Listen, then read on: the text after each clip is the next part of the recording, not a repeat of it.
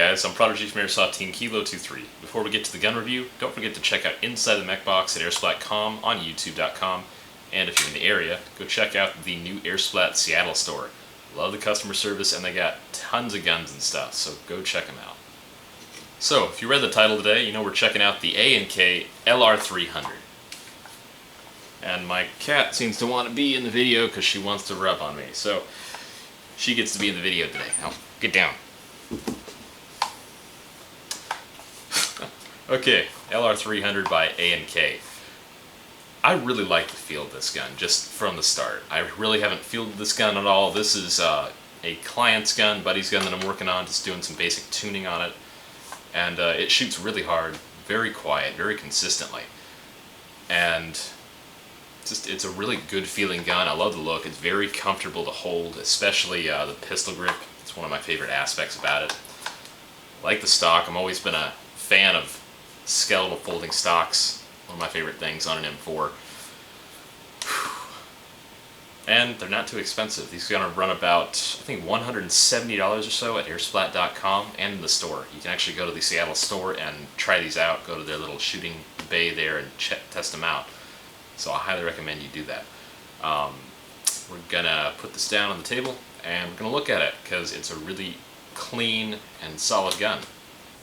Now, being a Chinese A&K LR300, this gun is going to come with the usual stuff. About a 400 round high cap mag, a battery, a wall charger, which I highly recommend replacing with a smart charger if you don't already have one, cleaning rod, and a little Chinese manual. The usual stuff. The battery does alright in this gun. A&K 9.6 batteries seem to do pretty good in their guns, which is a good thing. The wall charger, get rid of that, get a smart charger. Cleaning rod, awesome. 400 round mag, cool. You're always going to need spare mags, so let's go pick some up. The stock of the A&K LR300 is pretty much a solid stock. It does fold to the left side, and it is not adjustable for the length. The back piece here is, I believe, a really hard plastic, actually. It's not rubberized at all, but I do like the texture on it. It does seem to stick to your shoulder pretty well with the texture. It is skeletal, so it's pretty lightweight. It doesn't add a lot of weight to the back of the gun. When the stock is folded, it seriously decreases the size of the weapon. The sad thing is, it really doesn't lock into place on the left side. It can actually wobble around quite a bit. Moving up the gun a little bit, we can take a look at the left side of the receiver, then we'll move over to the right side. The left side has the usual stuff, including the selector switch. It says safe, semi, and full auto.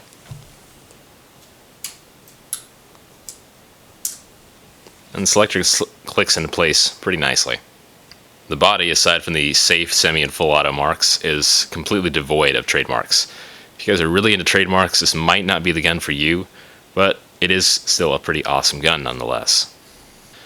The real difference between a standard M4 and the A&K LR300 is the upper receiver, and of course the pistol grip, which we'll get to momentarily. The upper receiver has the forward assist actually moved forward, and the body of it is quite a bit fatter. Not too much bigger, but it is noticeably wider. Now, you do have the safe, semi, full auto marks on the right side, of course, but the little knob there does not move because it's not connected to the selector on the left side of the gun. You do have the mag catch there, just in front of it. You push that, and the mag drops out, just like any other M4.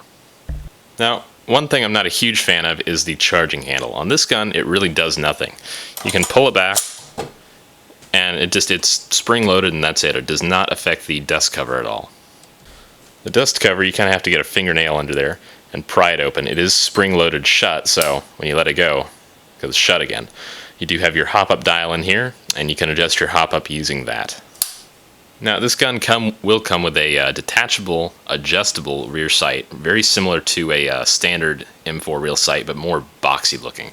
I do not have it here, but the owner elected to install an AIM x4x32 scope. Now, the pistol grip is pretty different. It is a lot bigger, to be honest, a little longer. I mean, you hold it at first, it might feel like you have to have huge hands, but what I like to do actually is put 2 fingers up here, hold it a little tighter, and that's actually very comfortable for me. Now, the battery compartment, you got quite a bit of space in here. I really don't recommend trying to fit any more than a 9.6 volt mini or nunchuck in this handguard because there just is not always a ton of space in these around the barrel. Basically, you got the outer barrel running through here. You got the wiring that goes from the gearbox to the front here. There's not a lot of room around that. This plastic shell is a lot smaller than a standard M4 handguard. Now, one of the few things I didn't like about this gun is the fact that the handguard guard here creaks and wobbles a little bit. There is no pin or securing system for it. It pretty much just sits in a couple of grooves and it's expected to stay in place. Now to remove it, and to be honest, it's kind of a pain to remove it on the field because I've found I need to put a couple of flat heads in the sides here to kind of pry it away from the grooves. And it'll slide forward, you can fit your battery in there. Getting a battery in it is pretty easy, but it feels like over time this will become a lot looser, and that might not be a good thing. Now, something I really like about this gun is the fact that the front sight can be easily removed. You just take out these two Allen screws and you're good to go. That way you can install a low profile scope or dot sight or something if you want without having to like hacksaw your front sight off, which I know some people have done and it really sucks having to do that. The front sight is adjustable for elevation only. The outer barrel is pretty long, and really you can fit about a 390, maybe 400 millimeter barrel in this gun. It does come with a standard M4 length barrel, which runs to about here, so you can probably fit a few more inches of inner barrel in there if you really wanted to. The gun does come with a full cylinder, so actually what I really recommend doing if you don't want to swap out the cylinder, you can just throw a M16 length 510mm barrel right into this gun out of the box and it'll run just fine. It will come with an orange metal flash hider, which is 10 times better than an orange plastic flash hider, but it's still plastic. The owner of this gun tried to paint it orange and it's gotten a little beat out, so you can kind of see some orange there, but I'm just glad that a company is still including a metal orange flash hider instead of a plastic one. Now let's just go over some general stuff after talking about all this. When I opened this gun up to tune it and to correct the AOE and shim it and re-grease it and all that good stuff, there were a couple of annoying things. One, when I got the upper receiver away from the lower, you'll obviously have to detach the wiring. And I found that some of the coating, some of the plastic casing of the wiring had actually stripped off. Now I don't know if this happened in a factory or at some point in between, but it was just not a good thing. If that wiring had touched a metal portion of the gun, it could have shorted out, and it would not be good for the shooter at all.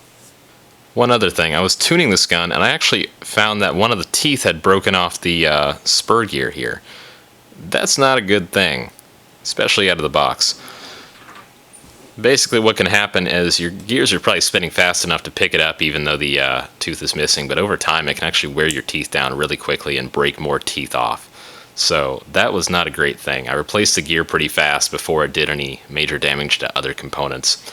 Got it really greased and shimmed well, corrected the AOE, and it shoots really smoothly now, pretty quiet gun. I've got this theory that A&K guns are assembled by monkeys in China, and I swear they are, because a lot of the time the tuning on these is really, really terrible. And once you get them tuned, they're fantastic guns, but stock tuning is just, really, really not good.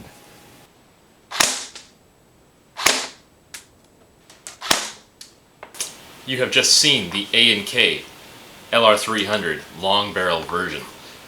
What do you guys think? I really enjoyed this gun. It's a fun and pretty easy gun to work on. I really hope the owner of the gun likes it, because I do. It's not too heavy, lighter than most M4s because you got a plastic handguard piece here. Not a lot of metal in the stock here because it's skeletal. Feels good. Not a fan of the scope the owner put on it because it's really low and it's awkward feeling, and the eye relief is hardly there. But aside from that, I love the gun. Thanks for watching. I'm Prodigy from Airsoft Team Kilo23.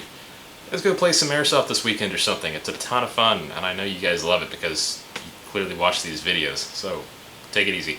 And go check out Inside the Mech Box at airsplat.com and youtube.com, and check out the Seattle Airsplat store if you're in the area. Take it easy, guys.